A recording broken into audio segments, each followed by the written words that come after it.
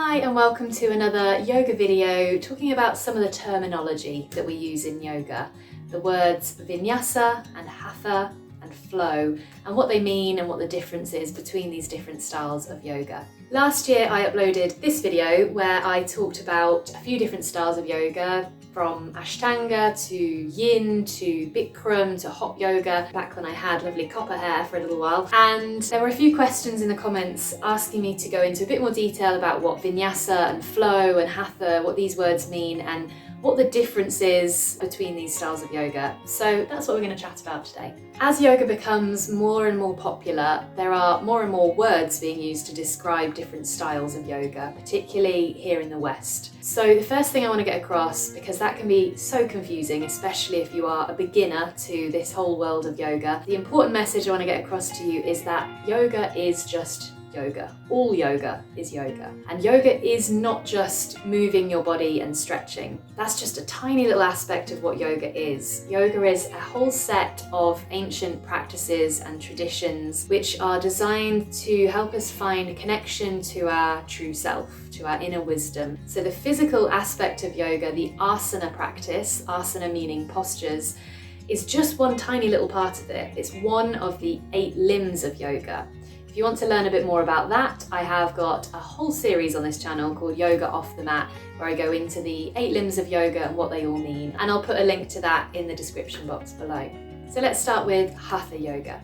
In Hatha Yoga, we practice postures, asanas, pranayama, breathing exercises, and meditation, dhyana. And really all other types of posture practice of physical yoga, so Ashtanga, Iyengar, Yin, any of these other ones, can be thought of as variations on Hatha Yoga. Hatha Yoga is kind of, as I said in my previous video, the trunk of the tree, and all of these other styles branch off from Hatha. Then let's look at the words Vinyasa and Flow. These are really 2 words to describe the same kind of style of movement.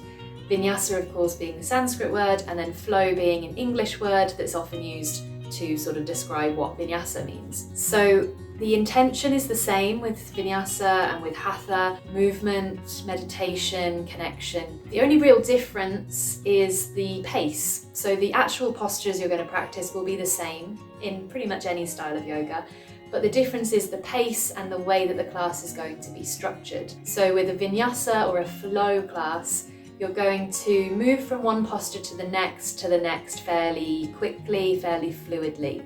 That's why we call it flow, flowing from one posture to the next. And maybe just taking a breath in one posture and then exhaling onto the next one. Whereas with a Hatha Yoga class, you're more likely to come into a posture, pause there and take a few breaths, and you have a bit more time to experience the pose, to feel into it, and to find the best way of holding your body in that posture in a way that works for your individual body and your individual needs. So the pace is a little bit different. Now, as I said, flow is just an English word that we often use interchangeably with Vinyasa. I would say wherever possible, it's really important that we continue to use the Sanskrit words, that we honour the roots of yoga, and that we try not to dilute this practice too much. If we end up just using English words and removing any of the spiritual aspect of yoga, then what we're really doing is stretching and we're not practicing yoga anymore. So I'm trying my best to make sure that I use those Sanskrit words as much as I can, and I'd encourage you to do the same. So which class should you go to, Hatha Yoga or Vinyasa Yoga? Well, really it depends what you're looking for. I would always recommend, if you're a beginner, if you're new to yoga, Hatha is always a great place to start because it is that sort of trunk of the tree. You're going to get a good balance of all of the elements of yoga in that practice. And it means that with each posture that you come into, there's a bit more time as you pause there for the teacher to give you more instruction, more guidance on how to get the most out of it, how to practice safely. And you have time to find a little steadiness and balance in that posture before moving on to the next one. And actually you'll find that there's quite a big overlap between the two. They're not these 2 separate entities. Within a Hatha Yoga class, you're likely to have some element of flowing, of Vinyasa. For example, the sun salutations, Surya Namaskar, probably going to practice those in any Hatha Yoga class as a bit of a warm-up, and that is a traditional classic Vinyasa sequence where we move with the breath from one posture to the next.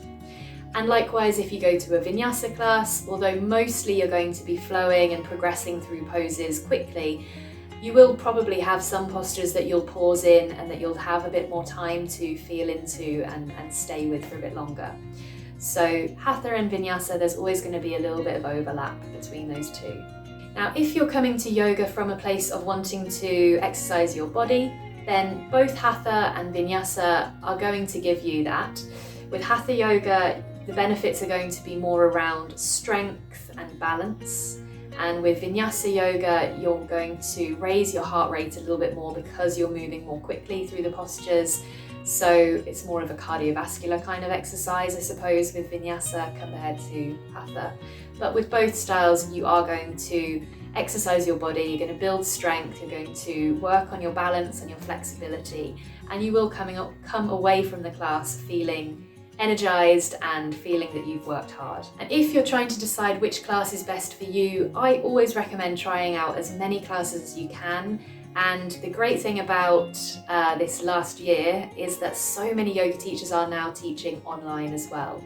So you can go out there and try all kinds of different teachers, all kinds of different styles of yoga to see which resonates most with you. And really the main reason for trying out so many is not so much to see what style of yoga you like, but rather to find a teacher that connects with you, that you connect with, because that makes all the difference. If you want to learn more about other styles of yoga, I will put a link in the description below to the previous video that I did, and I'll also put a link to the Yoga Off the Mat series that I did talking about the 8 limbs of yoga and beyond. If you found this video helpful, please give it a little like, a thumbs up, leave me a comment below if you have any other questions or if there's anything you'd like me to talk about a bit more. Remember to subscribe to this channel if you haven't yet. There are new videos here every week. Thank you for watching. I'll see you next time.